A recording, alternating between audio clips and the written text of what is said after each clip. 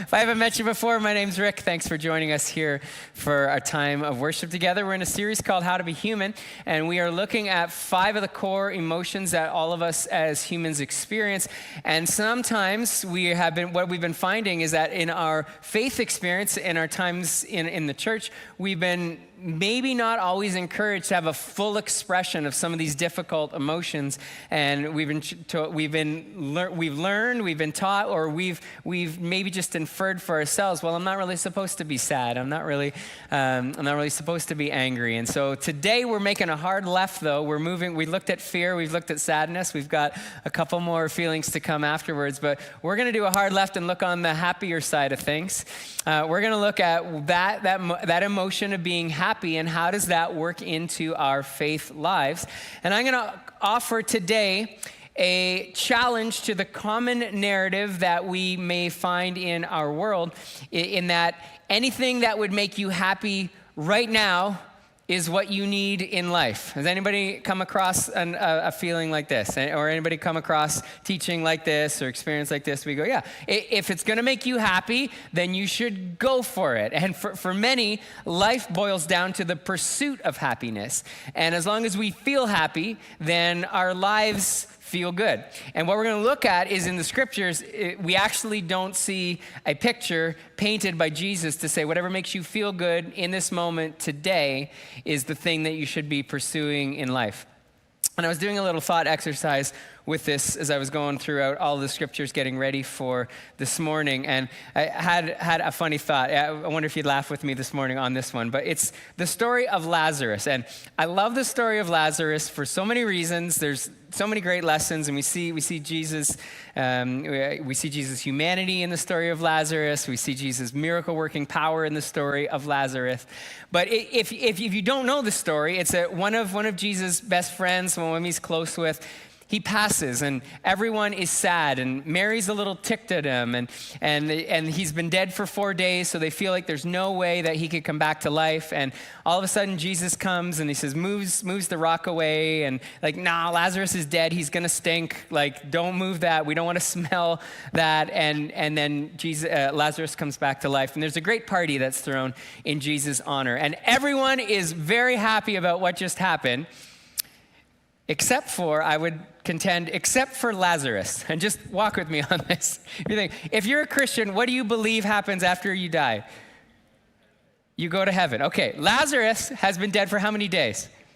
4 days. Okay, so Lazarus, if walk this through. If Lazarus is up in heaven, maybe Lazarus has been going through life and he had like a bad back and he's up in heaven. He's like, man, that is amazing. I don't have this back anymore. And maybe he's been up there for 4 days, so he's starting to get to know people. And maybe there was a party over at Moses' house that night. He's like, I am really excited to talk to Moses and find out what was up with those 10 spies that wouldn't have faith. Like what was wrong with those people? And so he's getting ready. He's got a spring in his step, and all of a sudden he hears at the door,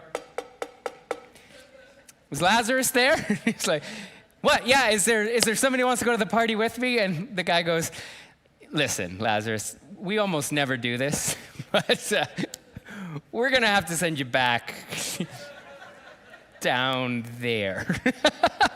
Lazarus like, what? What do you mean? He's looking at Jesus walking towards the tomb. No! Don't. Like, think about it. It was wonderful for everyone except for Lazarus. Now, that's a little bit of a silly thought, but sometimes it is important to evaluate things not just from the momentary temporal perspective that if it makes me feel good, Lazarus got to come back to life because that's what's good for life. And there's all kinds of places where we trade happiness for long-term thinking.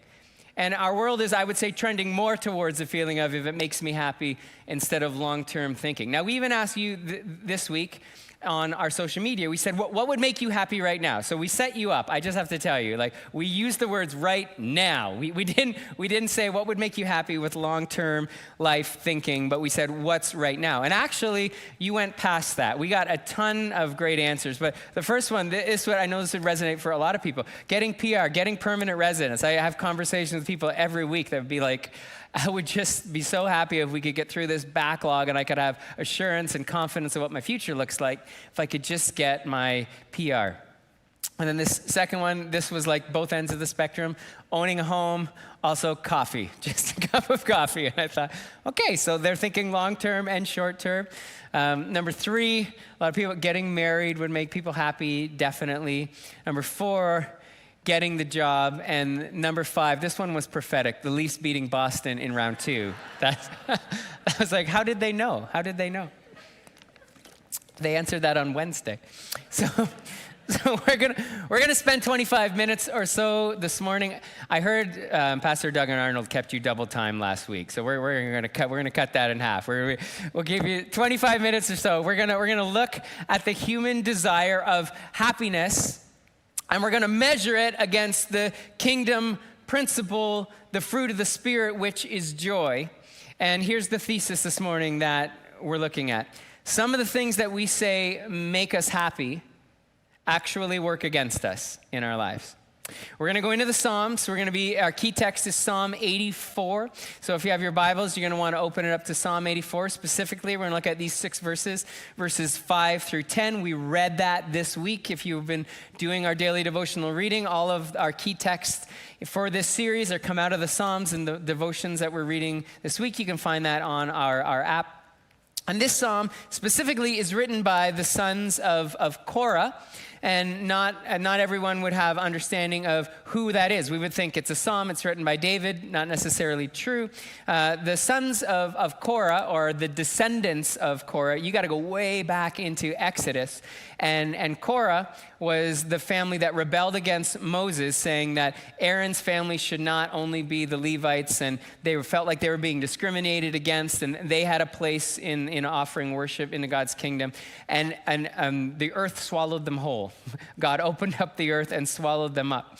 And yet, there's a remnant of faith-filled, believing people that were tasked with writing psalms, writing worship, and then which was included in the Bible, which are the sons of Korah, and they write this psalm for us.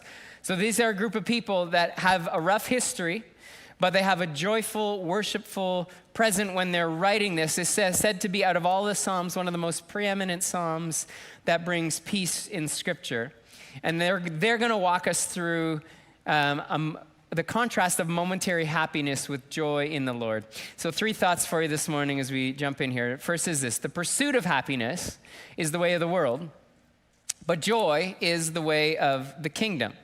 When we were prepping this message as a group, one of the things we noted is that joy is one of the few emotions that we chase after.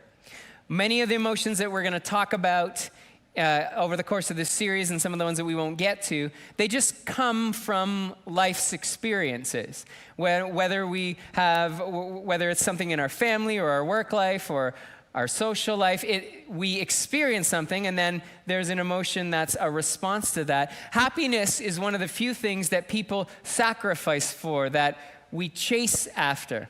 What is the furthest thing or the furthest you've driven to go purchase a specific thing?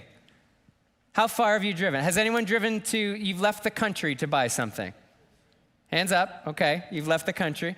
How many of you have gotten on a plane to go buy something? Anyone? Oh yeah, we got a few people. Anyone gotten on multiple planes to go buy things? No one yet? Okay, yeah. we want to go purchase things that are going to make us happy, that's going to add to our lives, and nothing necessarily wrong with that. During the pandemic, I was going to ship a puppy from Saskatchewan because that was the only place that I could find a puppy. We didn't. We only drove to Kingston. But we do things. It's our position is, if it makes us happy and if it improves our quality of life, then why not, right? If it's not bad, if it's not wrong, if it's not going to send us into debt, why not? Because happiness is an emotion that comes and goes very circumstantially. And if you are looking to achieve a high, if you want to live a life that goes, I will be high for a moment, then we chase happiness. And what happens if you experience one high? What does that automatically require of you? To go find the next high.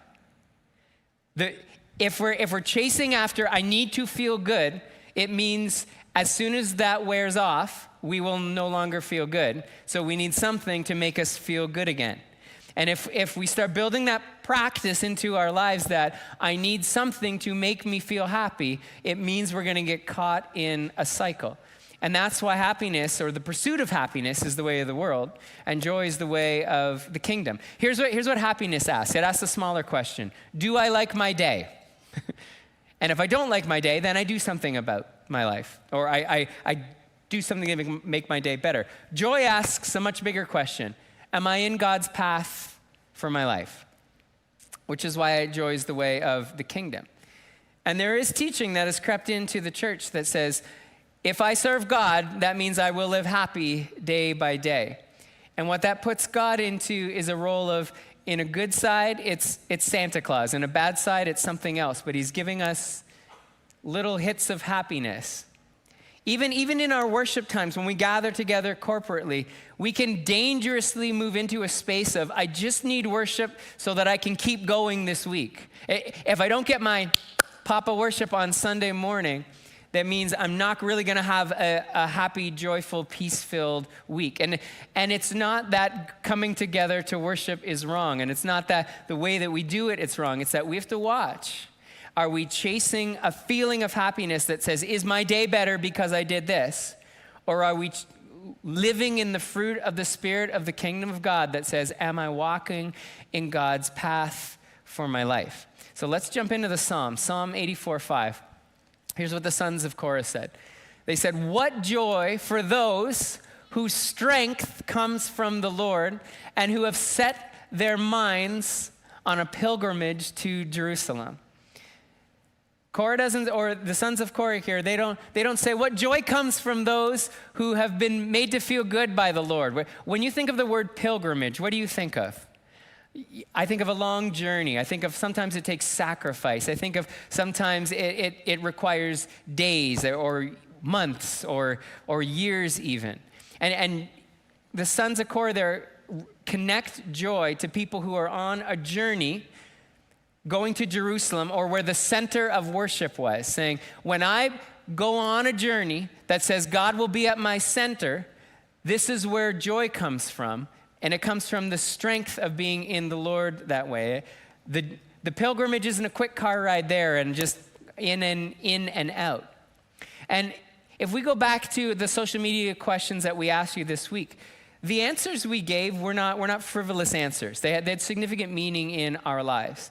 And we weren't able to show all of the answers. Obviously, we get so many every week, but some mention family and some mention health. And these are real issues that have the ability to suck happiness out of our lives. But happiness doesn't necessarily need to impact the joy that I experience on a day-to-day life. You know this? Your present happiness doesn't have to impact the joy that God has given you on a day-to-day life. Here's how Paul wrote it in Philippians 4. He was talking about his experience.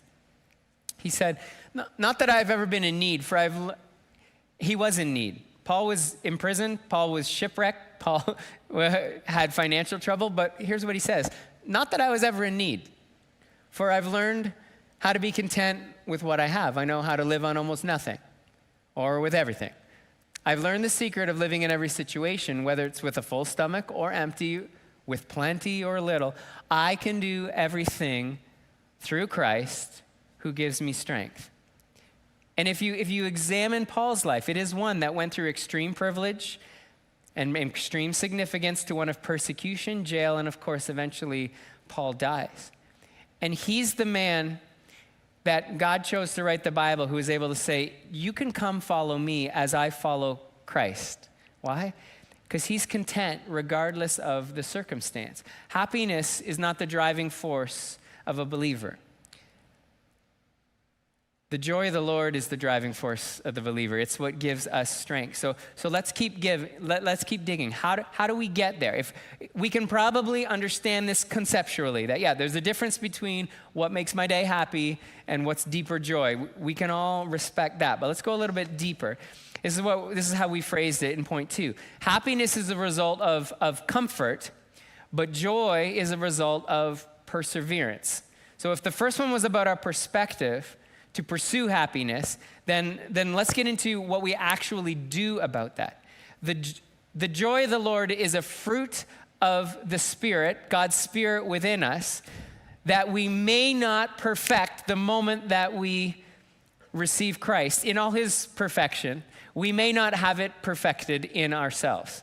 We may still have a mix of, well, I need some happiness to make sure that I am joyful. But happiness is about a measurement of circumstantial comfort, and joy comes from a rooted, grounded experience in persevering, like the sons of Korah said, on a pilgrimage towards the center of worship with joy of the Lord. The concept of delay of gratification is one that is a key factor in predicting success. When they're studying young kids, like I'm saying, as young as 6, 7, 8, and they do longitudinal studies, they find that kids who have innately or somehow picked up the ability to delay gratification, it actually factors into how successful they will be as students, and even as they follow them into young adult life. They find people that don't have to satisfy the need right away actually are more successful in their day-to-day endeavors. If you can forego the need you feel in the present for the sake of the future, you're often going to find higher success. And we know this as a society, and yet we don't often live this way. For example, how old is the cell phone that you own right now? Which version of it is it? Just do a self-evaluation with the people that you're around. Is it this year's? Is it last year's? Is it 2 years ago?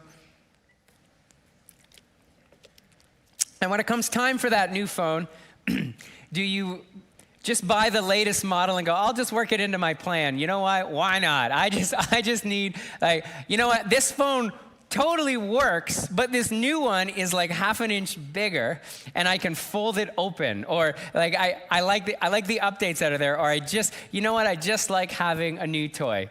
Most of us go, I'm done with the old one that works completely fine, and we just take something new. Why? It's the way that our society has taught us to function.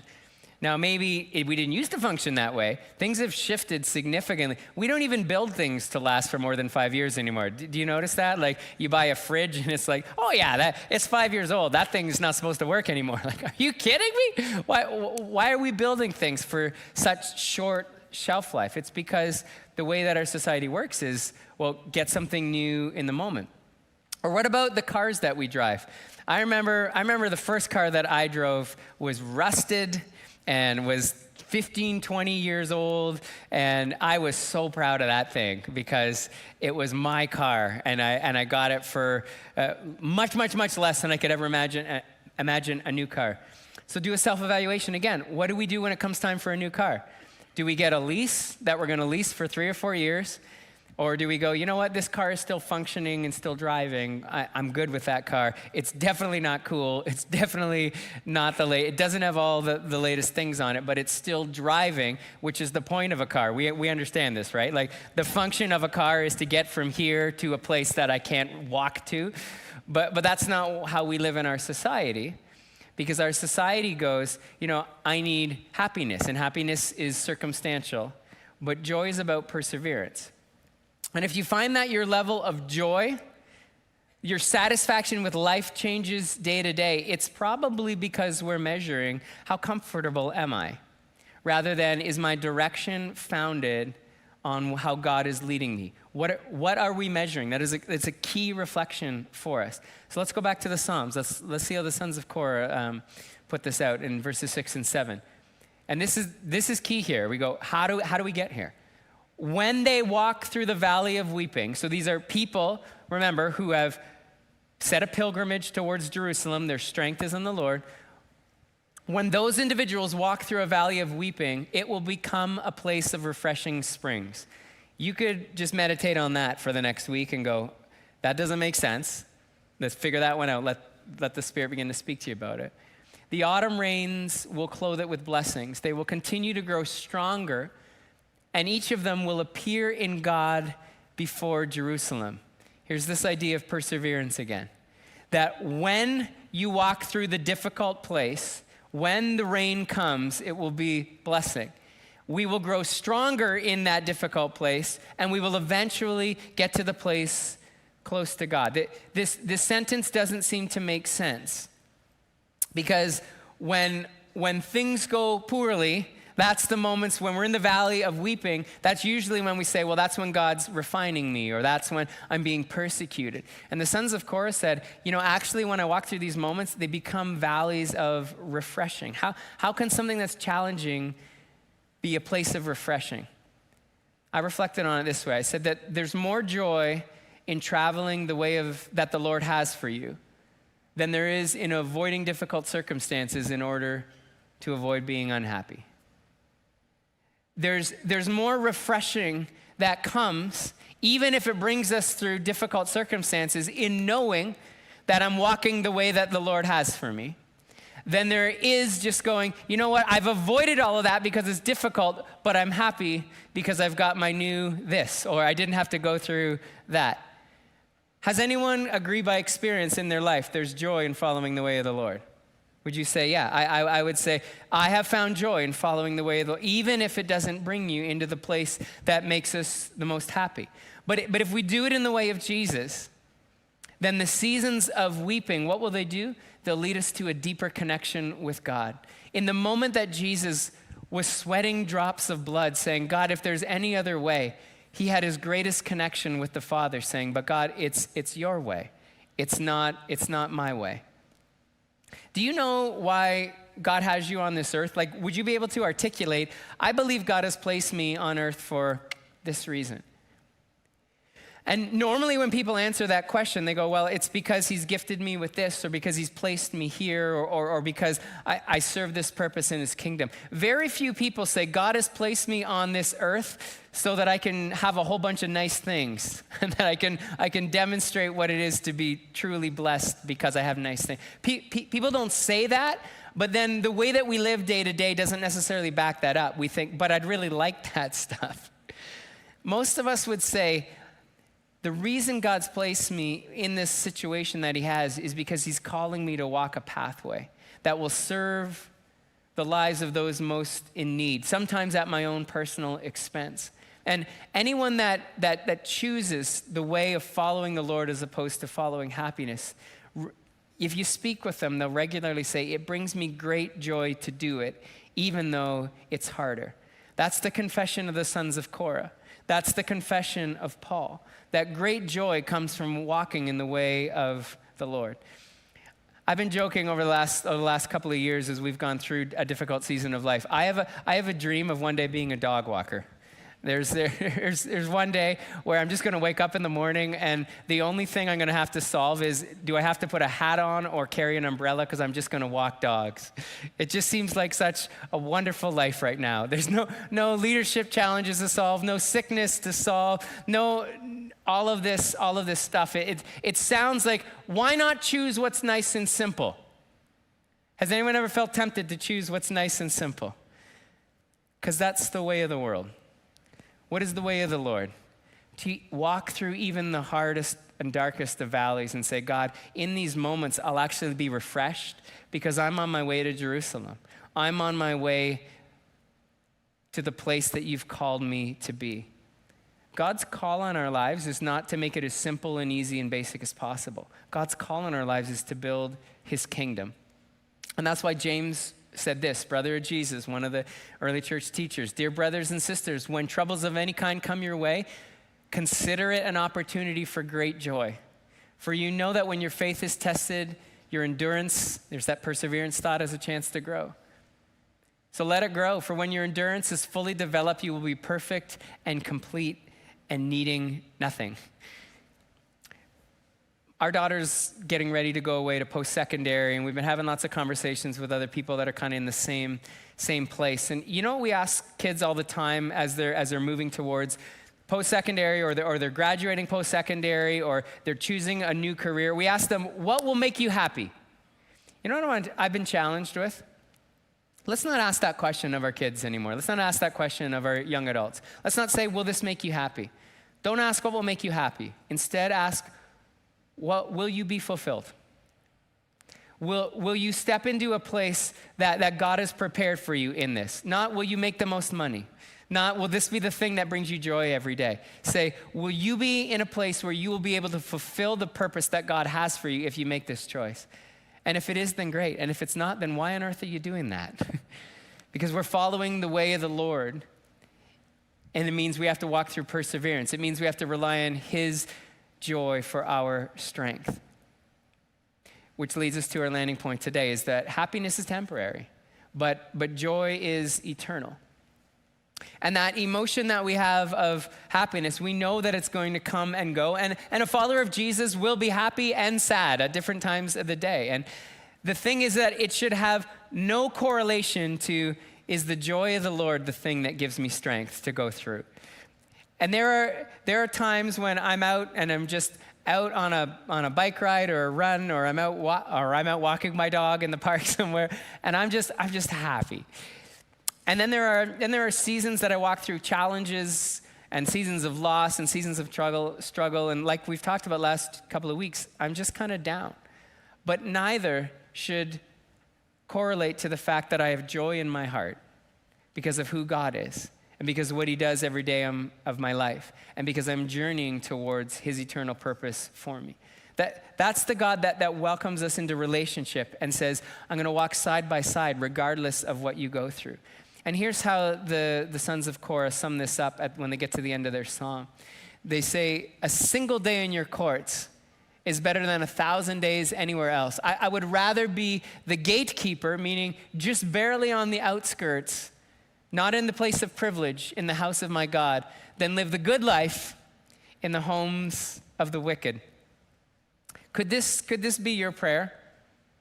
That you would say, I would rather have a lowly position. I would rather have a difficult choice ahead of me. I would rather have a harder course to walk and yet be closer with my God than have an easy life where I'm happy all the time and yet be in a place where I'm outside of God's will for my life. And many of us would go, well, why not both?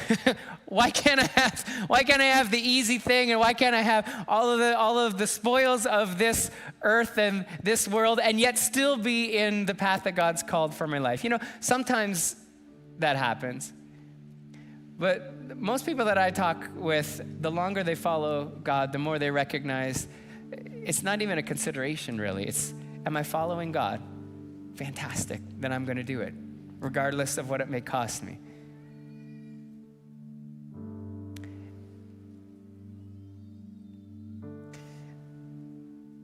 Could you pray this morning and say, Lord, I'd rather have even just one day in your courts than spend thousands of days outside doing what the world offers me.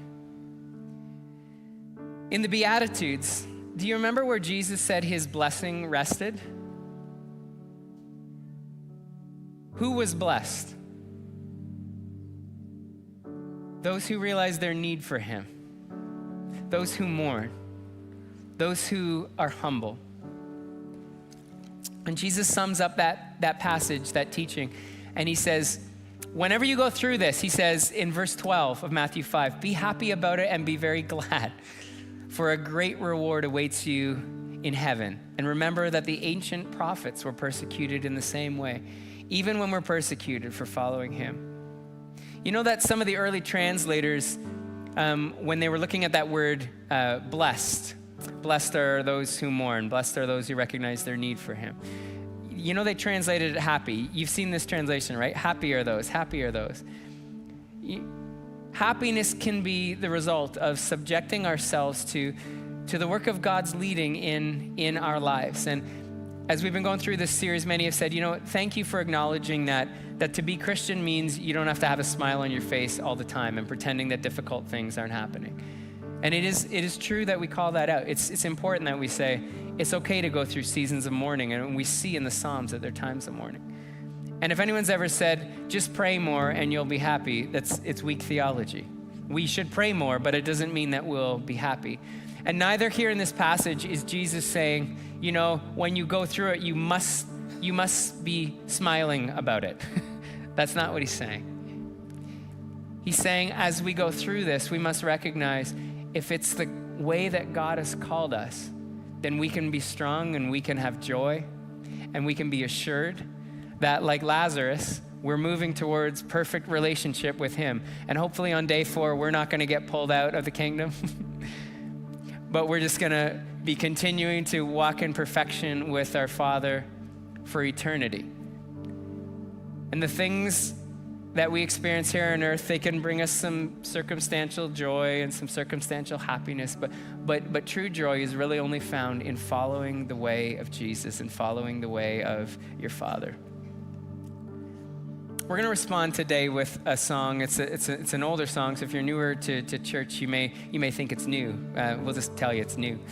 But it's an older song that says, better's one day in your courts than 1,000 days elsewhere. It's written out of this psalm. And why we wanted to respond that way is because we're hope that this could be a prayer for you. And I know I've talked with some people today, this season of life is not a happy one. I've heard that from you. Will you confess the joy of the Lord in your life today, even though this season is not a happy one? To have a moment in the presence of the Lord beats 1,000 days without experiencing what you experience. Regardless if the Leafs beat Boston, regardless if the prayer for healing is met, regardless if the PR is met. But we will trust the words of Jesus that say God's blessing rests on those who hunger and thirst for righteousness, for those who mourn, for those who are persecuted, and it is his kingdom that gives us joy.